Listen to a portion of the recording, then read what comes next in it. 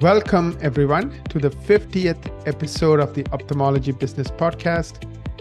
Today, we are dedicating this episode to express our gratitude to all of you, men and women, who play a key role in ophthalmology, whether you are an office manager, whether you are a practice owner, whether you are an ophthalmologist or a team member. Of course, we appreciate all of you for your support. We continue to break records and improve our metrics on a weekly basis thanks to you. Thanks to all of you for sharing the podcast. Thanks to all of you for writing reviews for us. Thank you.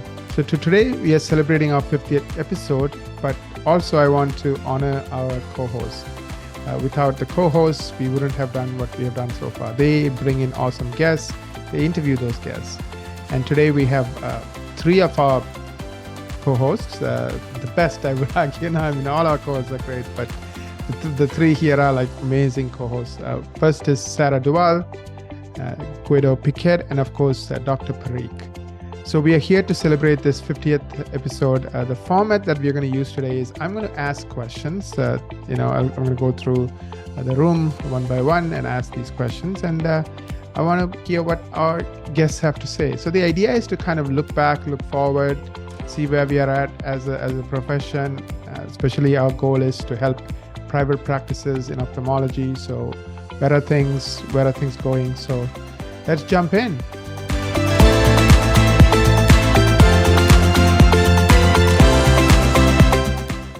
Welcome, everyone. Welcome, Sarah. Welcome, Guido. And welcome, Dr. Parikh.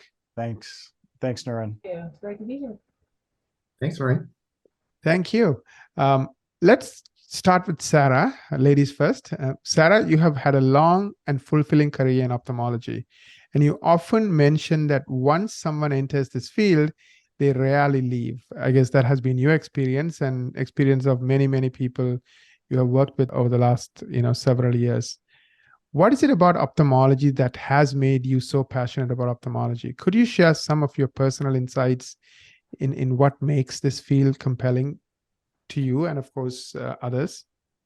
Yeah, it's funny. I was going to say that it's not just me that shares that sentiment about the fact that people get into ophthalmology and rarely leave. Guido, have you found that in practice management? A lot of our colleagues joke about that. Once you get into ophthalmology, you never leave. Yeah, I don't know if it's that we don't leave. Maybe it's that we get locked in. I don't know. We can recruit other people in, but we never leave. For me, I started in ophthalmology. I like to say that I sort of fell into it right out of college.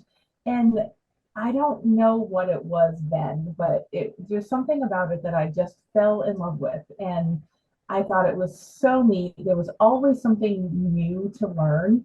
And I just sort of made it my business to keep learning and learning different aspects of the practice. So I started as a refractive surgery coordinator, but I did some work as a technician and I got my COA and then I moved more into the admin side and became a COE. I don't know, the people in ophthalmology are so altruistic and the specialty is very forward looking. I think it combines the best of medicine in many ways. It's medical, it's surgical, it's treating wellness, it's treating disease. And the specialty, the innovation is constant. And the eye is so fascinating because there's so much packed into this tiny complex organ that there's just always constantly more to learn and to discover. And I think also, being in ophthalmology, we're in a field that's largely built on consumerism. Like I said, with cutting edge technology, excellent overall outcomes, and just really good relationships, I think, within the industry. And it's what do you think, Dr. Parikh? What would be your thoughts on some of that? Yeah, it's interesting when you, I echo a lot of those same thoughts. And when you ask medical students and why they go into ophthalmology, it's very interesting. Your answer is sort of typical of most medical students where these are the aspects they like and that draw them into the field. And I think, I hear basically the same sentiments echoed by a lot of students, a lot of residents that go into ophthalmology. So yeah, definitely agree, Sarah. Yeah. So that's those were my thoughts, I guess, of what's been so compelling about it throughout these years. So I've been fortunate to be 22 years, I guess, in ophthalmology. It's been a good career. Thank you, Sarah. Thank you, Dr. Parikh. Guido, I have a question for you. You are a certified ophthalmic executive, again, with decades of experience in the field, and you have observed the ophthalmology field evolve over the years. And in what ways have COEs contributed to the advancement of ophthalmology, in your opinion?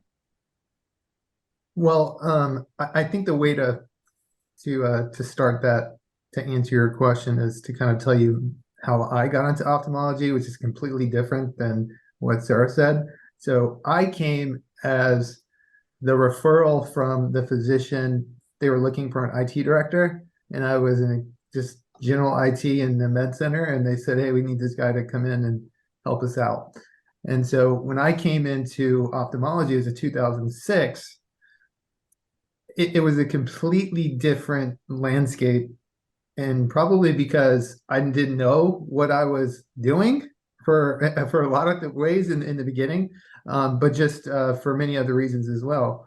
And so, I got into operations, started to learn about the business of ophthalmology, have always taken my technology perspective with me as I've kind of started and continued throughout that journey through ophthalmology. And then decided to try to increase that even further, which was to get my COE and to start to get engaged in networking.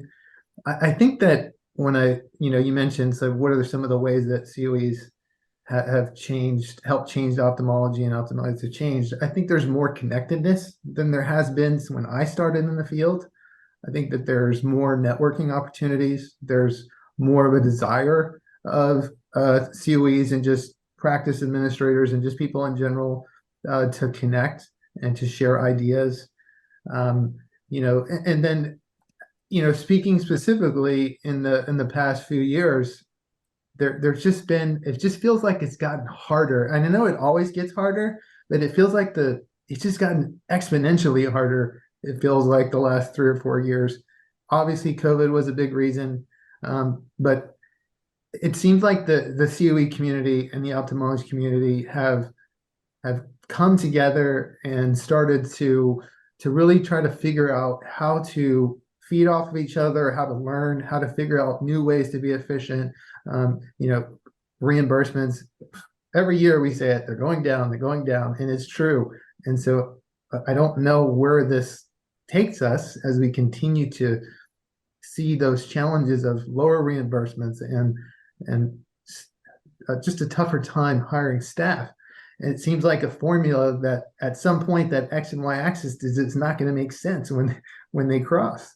And so I think as we continue to go forward in this challenging era of ophthalmology, we have to figure out how to practice more efficiently and how to lean on each other in the field in order to find ways to be successful. Competition for business is also much different. When I first started in the field, I remember days where with LASIK surgery, they would have 40 and 50 patients every week. And I thought that was normal. And now the landscape is completely different. And so it's much more competitive because there's a lot more options for patients. And so things have changed. And so we have to keep educating ourselves. We have to stay ahead of the curve. And so that's why I always continue to try to keep connectedness with all my peers, with as many physicians as we can, just as many people outside of the industry, because I think we need to take ideas from outside ophthalmology that we can apply to be successful. So that's my goal as a COE. And I think that many that I connect with have similar goals. And so if we can continue to do that and help each other, I think we'll be successful despite all these challenges, especially the past few years.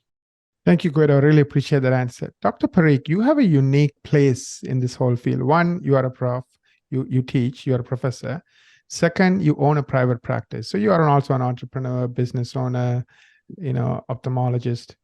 What advice do you have for those thinking about clinical fellowships and advanced training in ophthalmology? So that's an excellent question. A little bit similar to what we've sort of discussed, but a little bit in a different direction. But I really like the question.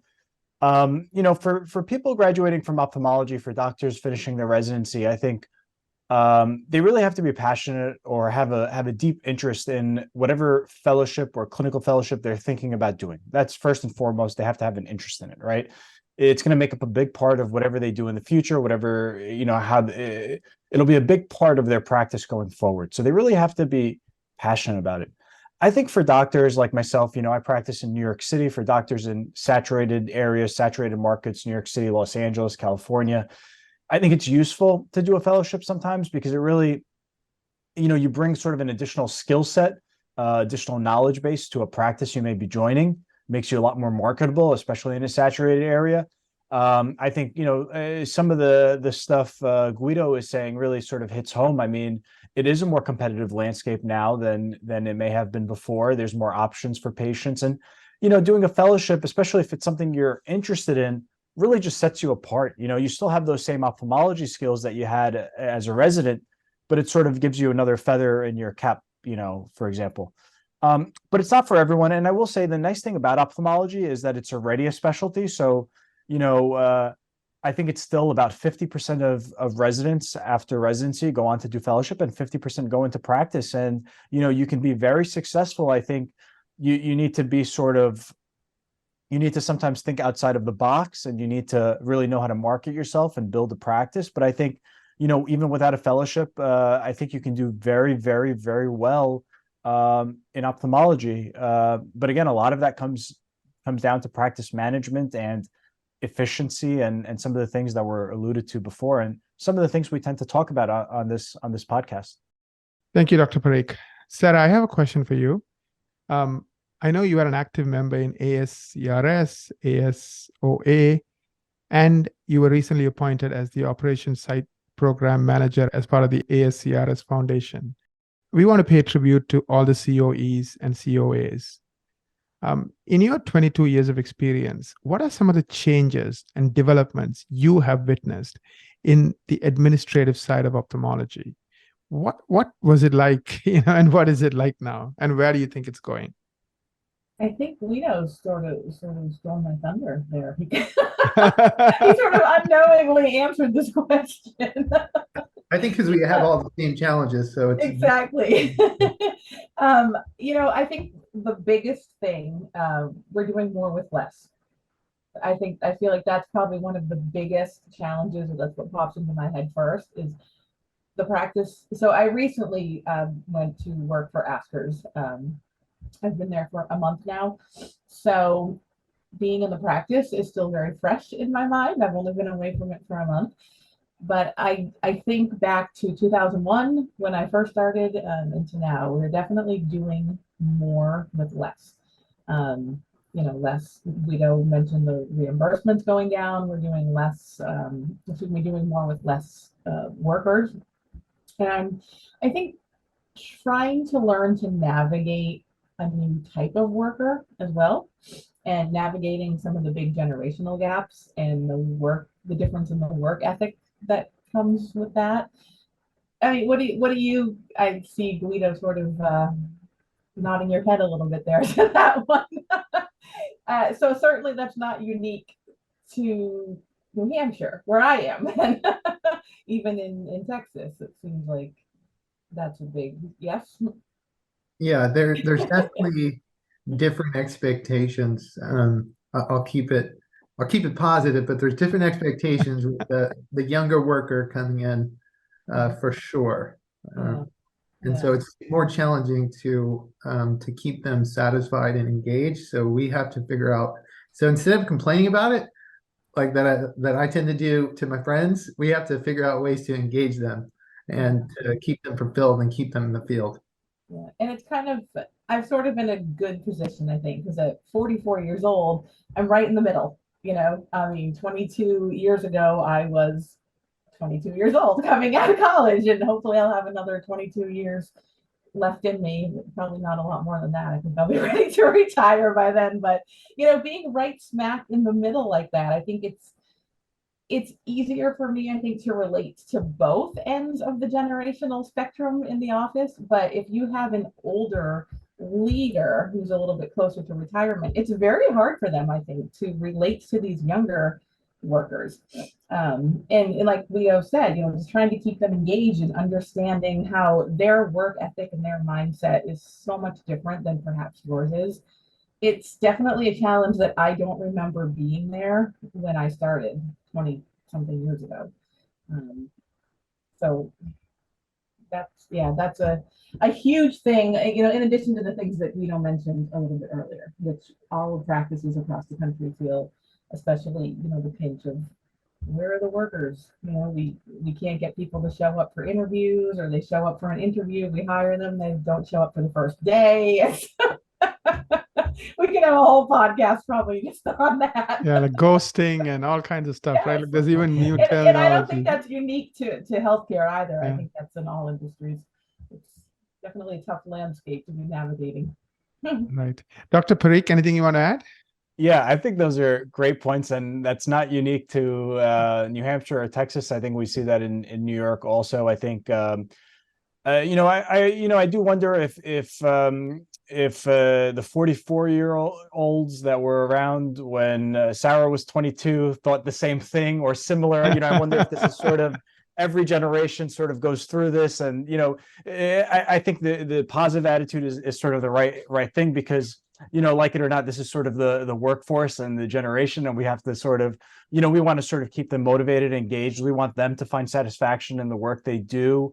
Being on in sort of the younger side as far as practicing physicians go, I sort of I'm able to relate a little bit to some of the younger workforce, and I think overall we just have to keep them sort of interested and engaged, and we want them to have successful careers like you guys have had, where they sort of get, Sarah, you started off by saying, you got drawn into ophthalmology and you didn't want to leave, and the goal is, I guess, to impart that same passion in some of these younger people, as hard as it may be, but that's sort of the goal, I think. Absolutely. I think thank you, all three of you. Go ahead. I said that I wish they were all like you, Dr. Parikh. He's a professor, I guess. he's different. You have to be able to relate to the younger generation, right? That's right. That's right. Guido, you love technology. You kind of alluded to the fact that you got into ophthalmology as an IT director, in 2006 or 2007. So as a leader in technology, especially when it comes to ophthalmology, who is often looking at new technologies to, of course, help your practice, and who's always looking at innovations, what can we see in the field of ophthalmology, let's say in the next year, maybe even the next 2 to 3 years, or possibly, even longer than that, if you have that, that glass that you can see through and see the future for us? Sure. Yeah, I think the best way to kind of answer your question is to go back and look at the past. So, and when I first started in this specialty in the technology space, there wasn't as many options as there are today. It feels like now there are so many companies that can do one particular thing, and so I think practices and physicians and whoever's making those decisions, it kind of gets a little daunting, because you've got, like when I started, there was one recall vendor that was the recall vendor you had to use. Now there's 20, 30, and they all claim to do certain things. And so I think that in the near future, if we see, some of those companies fail, we'll see some of those companies merge. I've started to see more of that. Some of the larger software companies are looking to add certain specialties to their software. They're consolidating and acquiring some of these other niche software companies or different vendors that offer a particular service. And so I think we'll see more consolidation.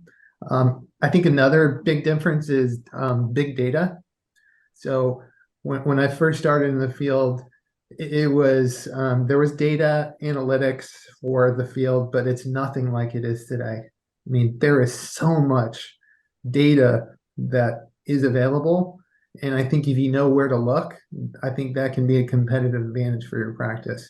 And so I think data, the necessity and the ability to get data is only going to get better as the technology gets better, where as we input that data.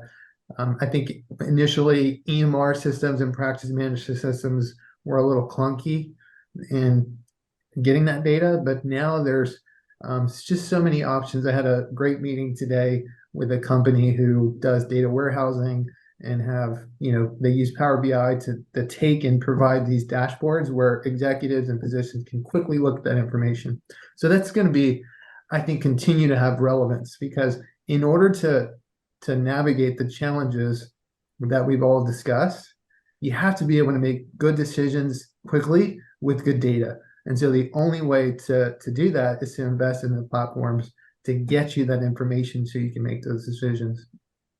One of the other things I'll mention too is, of course, the topic of the year, which is artificial intelligence, right?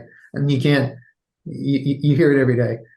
I think that there's definitely applications that are relevant to ophthalmology, and there's companies that are already making solutions that they're going to use AI to be able to do certain tasks. Our software vendor that we're using is developing an AI scribe, and so we're part of a pilot to train the AI technology to be able to listen to the physician and the patient, to be able to document. So what that's going to hopefully create efficiencies for the physicians, so that they can just take their iPhone, hit the record button in the application, record that entire conversation, and then come back to the EMR, and that information is in structured data elements, so that all they have to do is review, approve, and go. And so that's another tool. We talk about lower reimbursements, and so especially private practices and anyone who wants to save money on costs, that might reduce your staff expense or the people you can't find. So I think AI is going to continue to be relevant. I saw this past weekend, I saw a presentation from someone who's working with Baskin Palmer on AI and predictive analytics and predictive medicine. So I think that, to me, as I look at that field of predictive medicine from a technology perspective, I feel like we're still a few years out from that, just because what I see as a challenge is the ability to compile data so that all of the relevant data points are in this AI thinking machine to be able to produce a good recommendation. Are we going to get to some point where machines are making recommendations without physician interaction? I don't think so. I think it'll probably be, a tool and an aid to physicians to be able to quickly analyze information and then have someone make a decision. Like for example, like a radiology report. It's likely that you can train the AI to look for certain things and quickly analyze that scan and then, make a suggestion on treatment. If we go further out into the future, who knows? By the time we retire, maybe there will be machines making the decisions, and maybe it's sooner. I don't know, but it's very fascinating, and I think that as you see governance and those kinds of issues that are coming up in government and the people that are having these conversations, I think it's going to be very interesting to see how that's controlled and how we approach it, because we've all seen Terminator, right? I mean, and that's the thing that comes to mind whenever you start thinking of having machines start learning on their own. You start wondering, they say, oh yeah, well, we're going to put algorithms in there to protect it so that it doesn't, but nobody knows for sure. Like they're doing this so fast. And so I think as the technology progresses, we'll see if there's any events that have a misstep because it mistreats, or like self-driving cars that are having wrecks, and now people don't trust self-driving cars. So I think we'll see what happens, but it's very interesting, and I'm really lucky to be a part of it from in the world of ophthalmology, because I feel like I have the opportunity to help innovate and work with companies to try to be the first to try things in this space. Thank you, Guido. For those of you who are wondering who I am, my name is Naren Arulraja, and I run a marketing company, Equa Marketing, and I studied computer science. Of course, I'm very keenly interested in AI, and I have a daughter who's studying computer science and business right now as we speak, and she worked for an AI startup, and now anyways. I think pre-March, nobody thought of AI. ChatGPT comes along, and now AI is like the number one thing. So public consciousness has shifted, and I think you cannot put the genie back in the bottle, whether it's going to destroy us, kill us, or it's going to save the world. I think it's just really, really hard to put the genie back in the bottle. But I mean, yeah, I think it's fascinating how fast things are moving. Like it's getting 10 times better like every few months. It's not like humans can't get 10 times better, right? Which is the problem. Like we don't have the capacity to get better so fast. Like the other thing is, let's say ChatGPT is talking to 10 million people. It's learning from all 10 million people at the same time. Imagine if you can do that. Like a human can only learn from one person, right? And so it's instantly like learning like at such vast amounts and then changing. But the good news is, like ChatGPT as an example, it's not really smart. It's just regurgitating information. So it sounds smart, but it's not smart. It's like taking the information that's already in the world and just saying it back to us like a parrot. So, I think there's a long way to go, and I think it's going to be very, very, very interesting, definitely. Well, I think some of the things, just to finish that point, so you mentioned the way that machine learns. Mm-hmm. But that's right. AI is learning in a machine learning format. It's just taking information and compiling the information and then making decisions based off prior decisions. But some of the things that I heard in this meeting this past weekend is that there's people developing algorithms to try to help the machine learn as a human. And I can't talk about the technology specifics because I was just kind of blown away when I was hearing this. But they've made progress. So you said it's moving fast, and it is moving fast. And I think in some ways it's super exciting. In some ways, I think it's scary, but I think we'll see what happens. Yeah, if anyone is curious, there's an interesting TED Talk by Salman Khan. I'm sure you may have heard of him, the guy who started Khan Academy, which is now helping hundreds of millions of kids all over the world. And he gives it, just Google Salman Khan and ChatGPT or AI. And he talks about how their vision is to have every child have a personal tutor. And the case he makes is, imagine if every child had a personal tutor, an average kid would become extraordinary. And some of the things they're trying to do is they're asking ChatGPT to train itself. Like, how would you answer? Like, in other words, they're using AI to train AI. So that's where the exponential thing comes in. And it's really like mind-blowing, like how far they're going to take this. And that's just one application, right? You multiply in ophthalmology and everything you can think of. But anyways, it is going to be interesting. So I have a question for Dr. Parikh. Ophthalmologists, with their remarkable commitment to eye health, are truly exceptional. I mean, they give people vision. I see an ophthalmologist, and I know he's a very important person in my healthcare team. So as a young ophthalmologist, can you share your vision for the future of ophthalmologists, driven by such extraordinary dedication and mindset? What are your thoughts, Dr. Parikh? So, I mean, this is a good sort of segue with the talk about artificial intelligence and the other important concept to discuss when thinking about, sort of where ophthalmology is headed, and sort of my vision for the future of ophthalmology is, of course, telemedicine. And, a lot of the things that Sarah, Guido, and myself have been discussing in terms of workforce, in terms of decreasing reimbursements, in terms of the increased number of patients that need care with, really, I've thought about this for a while. I wrote a paper a couple of years ago on teleophthalmology during the COVID pandemic. And, if you think back to many years ago, decades ago, medicine in general was provided at the home, right? So at the patient's home, the doctor would go to the house, provide the care necessary. And then that's shifted to the physician's office. And, what telemedicine really allows us to do, and it's sort of still like AI, it's still sort of in its infancy, especially for ophthalmology. We're sort of getting there, but it's sort of still nowhere near as good as an in-office examination with all our technology in the office and a doctor actually looking in and seeing what's going on. But I think telemedicine has the ability in the future, maybe the near future, of really helping provide some of that care at home, making the care quicker. But it's going to require better technology, right? So we're sort of working towards that. If, for example, we have all these patients that have macular degeneration that need injections, and sometimes they come in and there's no fluid underneath the retina, and we say, well, no injection today, we'll see you back in about a month, right? So bringing patients in only when they really need treatment, that'll sort of really decrease the burden on the patient and on the healthcare system in general.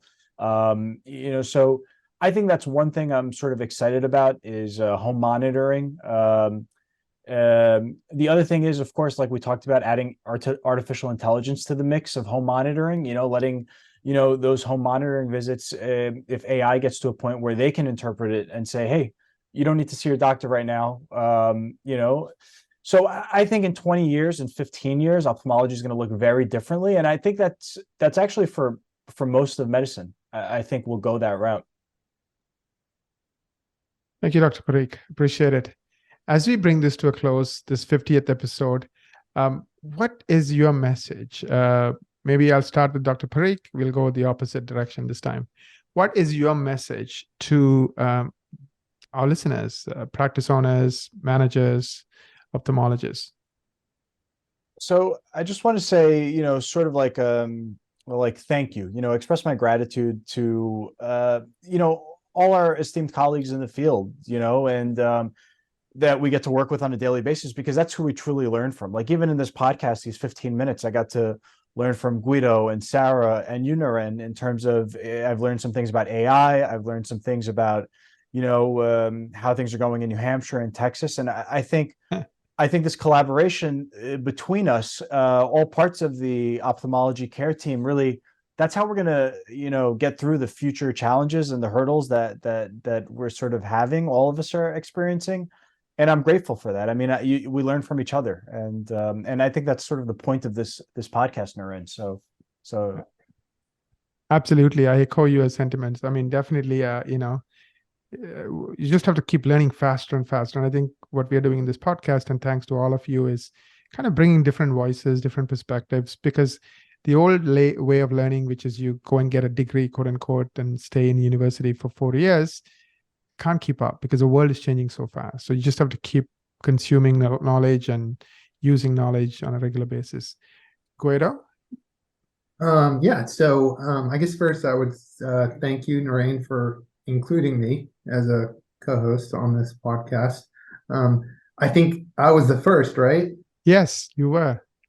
Okay. As we continue to grow, which I'm happy, I was like, wait, I thought it was us. I thought we were. But, and I hope that, and I guess we'll say, hopefully that when I interviewed Dr. Parikh, that I was the one who did it. Maybe I inspires you to join, hopefully. That's right. Well, listen, I'll say this, Guido. It didn't turn me away from it. I didn't say, oh, that was awful, I'll never do this again. It was the opposite. So I thank you for that, Guido. That was a great conversation we had. Yeah, and I'd say, one of the reasons I got into doing this is just because I wanted to practice a skill that I was not good at, and I still don't consider myself good. I feel like I've gotten better, which is talking off the cuff and then, kind of diverting, because I think podcasts that read from a script are boring. So I wanted to be able to just create a conversational method of talking to people and to be able to quickly think on my feet. And so this has been a platform for practicing. So thank you to the listeners for bearing with me.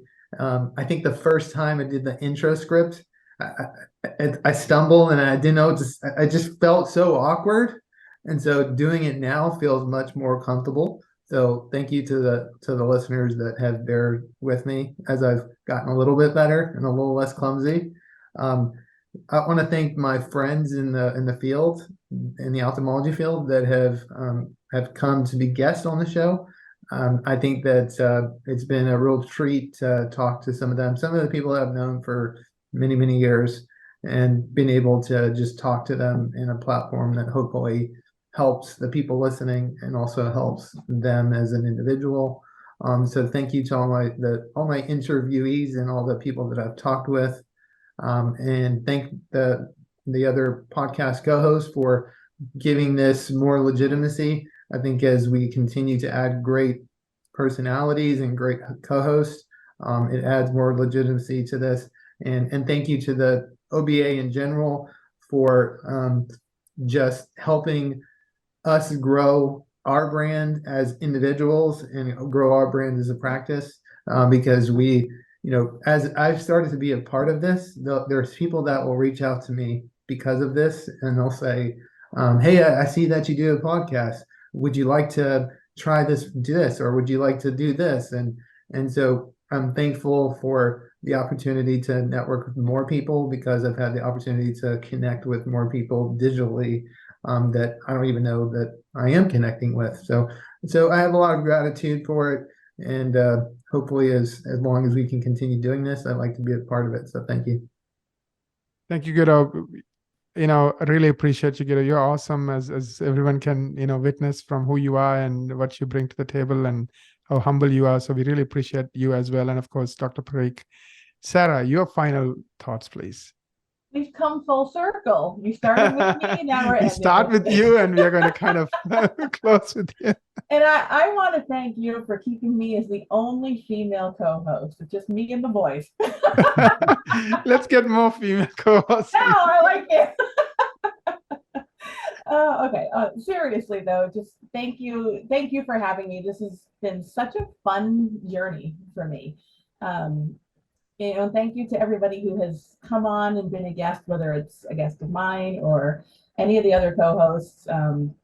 Just thank you to everybody who's tuned in and listened and who's shared through the social media, social platforms. And it's really, really been a lot of fun. So please, everyone, just keep listening, keep sharing, and keep reaching out to be a guest. I honestly think that this podcast is part of the reason why I got my new job, because I had been sort of looking to move on from the practice. I had sort of felt like I had outgrown it. And I think starting as a co-host on this podcast sort of gave me wings, if you will, to really start putting myself out there and start, meeting new people that I might not otherwise have known.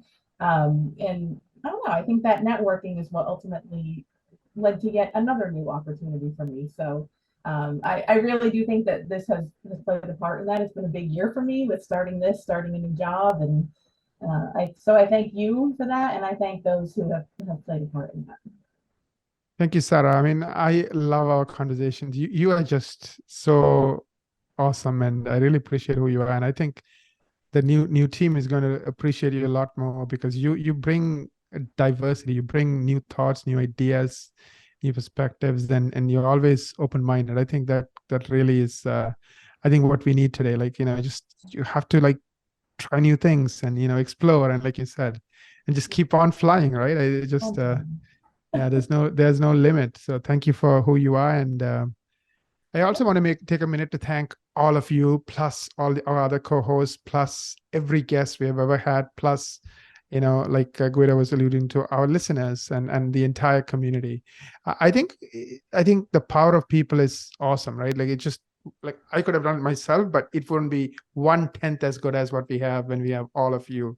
And of course, when we combine that with all the guests and all, because just all know something that the other person doesn't, and we just can bring a different perspective. And as long as we listen and we share, I think it's great. So thank you. And also for all the people who are passive. I mean, they're just sharing an episode, forwarding it to somebody, telling us about some awesome guest to interview, like all the people who are not perhaps on the show, but behind the scene are supporting us. So thank you. I also want to take a minute to thank our team. We have an amazing team. They rock. They just crush it.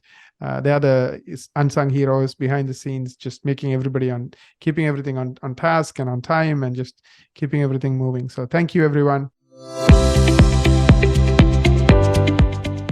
If if you love this episode, a shameless plug, write a review for us or share it on social media, and hopefully more people can, listen to this podcast. Once again, thank you all of you, and thank you everyone listening. Have a wonderful, amazing week ahead. This is Naren, your co-host.